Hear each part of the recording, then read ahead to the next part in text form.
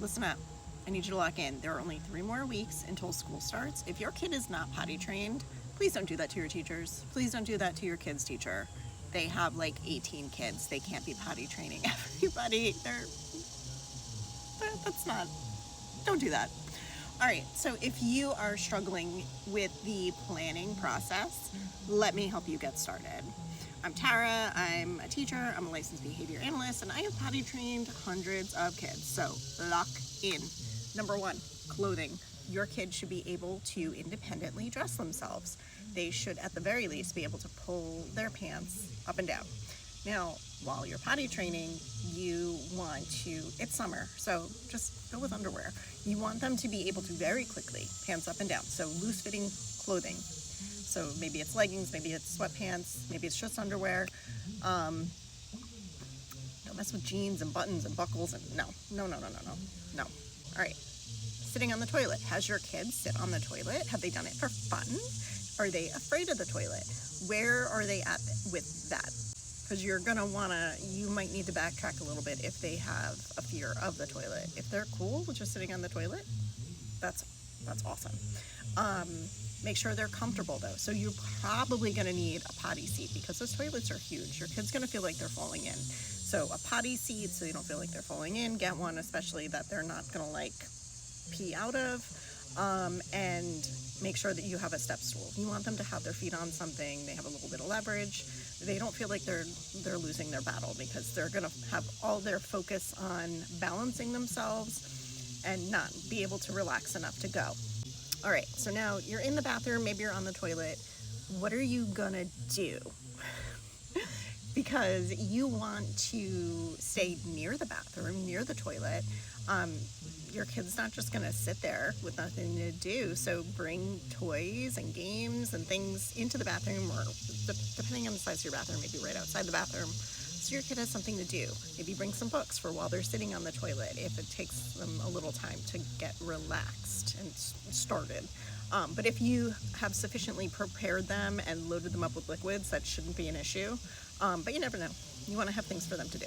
Okay, again, lubricate, load them up with liquids. They need to be able to have to go to the bathroom.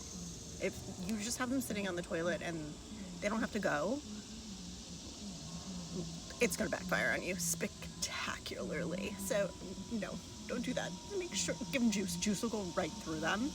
If you're like, oh, I don't like to give my kid juice, this is the day you give them juice. Load them up, all the juice.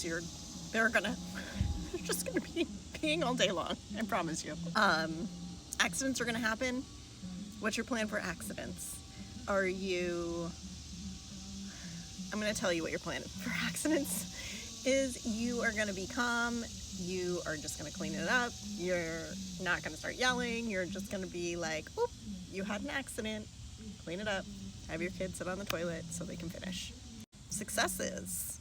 When your kid successfully goes to the toilet, what are you going to give them? Maybe it's an M&M, maybe it's a gummy bear, maybe it's a marshmallow, something small, because they're gonna have a lot of opportunities to go if you have sufficiently supplied them with liquids. You don't want to give them like an Oreo or a cookie every time they go because 1, they're gonna get full pretty quickly. 2, they're going to be loaded up with sugar and it's going to be harder for you to keep them in this location. So something small that you can give them enough of that they're still going to want more of. Now, important component here, do not give them access to these items outside of the potty training ordeal. Okay, so we're not just going to have a bowl of M&Ms on the counter that they can just go and eat. Things like that. Let's say your kid successfully goes on the toilet.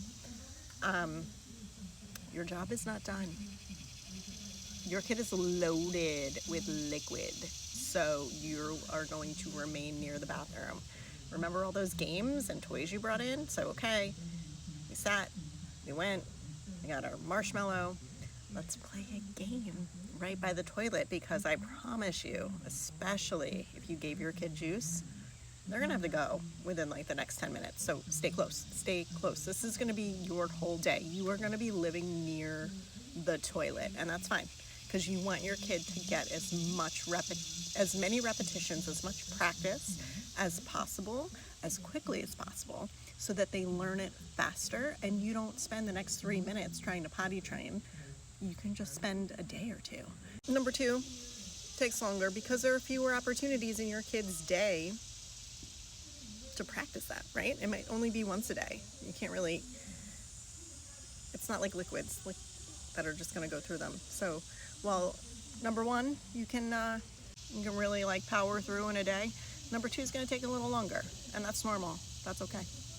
If you want a little extra info, I do have a cheat sheet I can send you if you send me, I guess, a comment or a DM, because I don't think I can put links in these comments. But yeah, just let me know. I'll send it over to you.